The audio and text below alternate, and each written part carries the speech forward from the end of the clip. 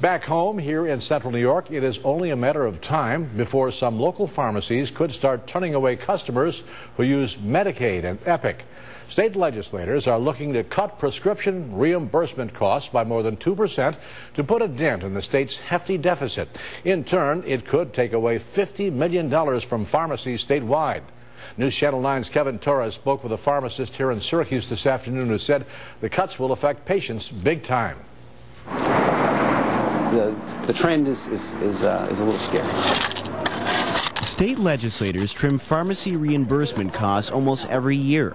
Last year, they cut it by 0.75%. This year, they're cutting it by 2.25%. It's a pretty drastic reduction. They seem to just keep ratcheting it up each year and finding out what the lowest number is before something really terrible happens. And this might be the one.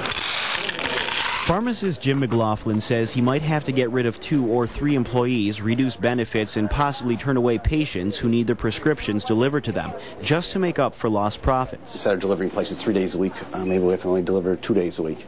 And if you deliver 2 days a week, then maybe you can get by with one less driver. The estimated loss is in the millions. If the legislation goes into effect, pharmacists will only make about $4 or $5 off of a prescription that costs $100.